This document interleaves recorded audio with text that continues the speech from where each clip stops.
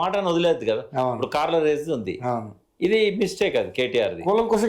అయితే ఆ మిస్టేక్ ఏందని మొత్తం ఎక్స్ప్లెయిన్ చేయాలి. మళ్ళీ ఆయన కోర్టుకు పోతాడు నా మీద.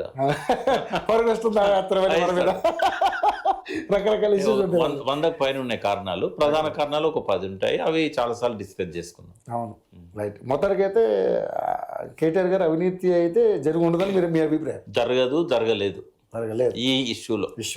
ఓకే. సో కాళేశ్వరంలో అసలు గజేంద్ర సింగ్ షెకావత్ నీటిపారుదల శాఖ మంత్రి కేంద్రంలో, పిసిసి ప్రెసిడెంట్గా ఆ రోజుల్లో ఉత్తమ్ కుమార్ రెడ్డి ఉన్నాడు.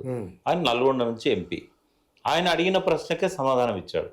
కాళేశ్వరం మేము ఫైళ్ళని ఎంక్వైరీ చేశాం, రూపాయి కూడా అవినీతి జరగలేదు అన్నాడు. ఇంకోటి వీళ్ళు కూడా 1,00,000 కోట్లు అన్నారు. 1,00,000 కోట్లు గవర్నమెంట్ వచ్చినాక కాగ్ రిపోర్ట్ పెట్టింది అసెంబ్లీలో. కాగ్ రిపోర్ట్లో ఏం చెప్పారు? 93,000 crores అన్నారు. అందులో 13,000 రాజశేఖర రెడ్డి, రోసయ్య, కిరణ్ కుమార్ రెడ్డి పీరియడ్లో 80,000 కోట్లే ఖర్చు అయింది.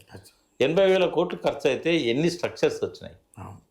14 టీఎంసీల రిజర్వాయర్లు 141 టీఎంసీలు అయినాయి. 200 కిలోమీటర్ల టన్నెల్స్ అయినాయి, 203 కిలోమీటర్లు. 1,500 కిలోమీటర్ల కాలువలు అయినాయి, 3 బ్యారేజ్లు అయినాయి, 21 పంపింగ్ స్టేషన్లు అయినాయి, 22 సబ్ స్టేషన్స్ అయినాయి. తర్వాత అండర్ గ్రౌండ్ పంపింగ్ స్టేషన్స్ అయినాయి, 2 అండర్ గ్రౌండ్ పంపింగ్ స్టేషన్స్. తర్వాత ఇంత పెద్ద హ్యూజ్ నెట్వర్క్, మలన సాగర్ లాంటి ఒక హ్యూజ్ రిజర్వాయర్. మరి ఇవన్నీ ఆ 80,000 కోట్లు కావా వాటికి? ఒక్కొక్క దాని మీద లెక్కలేసి చేల్చాలి. ఒకవేళ నిజంగా కాళేశ్వరంలో అవినీతి జరిగితే, కాళేశ్వరం కంప్లీట్ అయింది ఎప్పుడు? 2019 జూన్ 21. ఇప్పుడు 5 ఏళ్ళు అయింది. మరి 5 ఏళ్లలో ఒక్క ఆధారాన్ని కూడా ఎందుకు బయట పెట్టలే? పోనీ కరప్షన్ సంబంధించింది పిసి ఘోష్ గారి కమిటీ ముందు ఓపెన్ విచారణ జరుగుతుంది. చాలా నిజాయితీ పరుడైన జడ్జి ఆయన. బాబ్రీ మసీద్ మీద తీర్పు చెప్పిండు ఆయనే.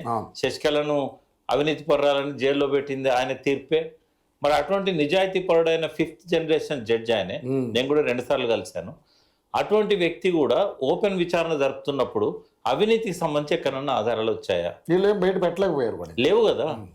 మీరు అన్నట్టుగా కర్ణుడు సావుకి సవాలైన కారణాలని ఆ కారణాల వల్ల ఇదైంది, కానీ దేనికి ప్రూఫ్ లేదు. ఇంకోటి ఏంటంటే సోషల్ మీడియాలో ఇష్టం వచ్చినట్టుగా ఒకే విషయాన్ని 10 సార్లు చెప్తే, అది కూడా జాతీయ ప్రతిపక్ష నాయకుడైన రాహుల్ గాంధీ నోటుతో చెప్పి పాయింట్ పట్టుకుంటారు, నమ్మారు.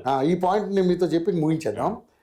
దేశ రాజకీయాల్లో చక్రం తిప్పాలనుకున్నటువంటి కేసీఆర్ గారు, సరే మొత్తం అన్ని ఎలక్షన్స్ ఫండింగ్ నేనే చూసుకుంటాను అని చెప్పడం అనేది ఎంతవరకు కరెక్ట్ అనుకుంటున్నారు మీరు? ఎందుకంటే ఒక పాట ఉంది కదా, తొందరపడి ఒక కోయిల ముందే కూర్చుంది.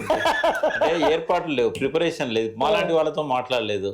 ఇప్పుడు నేను ఐఎమ్ కో-ఫౌండర్ ఆఫ్ టీఆర్ఎస్. ఆయనతో పాటుగా టీఆర్ఎస్ తోడు పోసిన వాళ్ళలో నేను ఆయన కంటే 5 ఏళ్ల సీనియర్ని తెలంగాణ ఉద్యమంలో. కనీసం నాలాంటి వాళ్ళతో కూడా ఆయన డిస్కస్ చేయలేదు. రెండవది, ఏర్పాట్లు చేసుకోకుండా జాతీయ పార్టీని ఎలక్షన్లకు 1 year ముందు ఎట్లా పెట్టగలుగుతాడు? దానివల్ల నష్టం చాలా జరిగింది.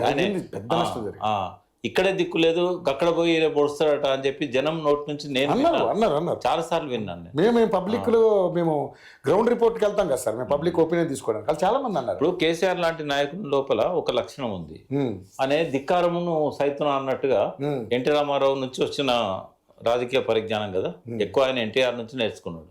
అంతకుముందు సంజయ్ గాంధీతో తిరిగినా కూడా ఆ సంజయ్ గాంధీ లక్షణాలు కానీ అవి కానీ ఏం రాలేదు. ఎన్టీ రామారావు, చంద్రబాబు నాయుడు వీళ్ళు ఏంటంటే వాళ్ళు చెప్పిన దాన్ని ఎస్సానాలే తప్ప అది ఇది ఎట్లా అది ఎట్లా అని అన్నాం అనుకో, రెండోసారి అక్కడ నీకు ఎంట్రీ ఉండదు.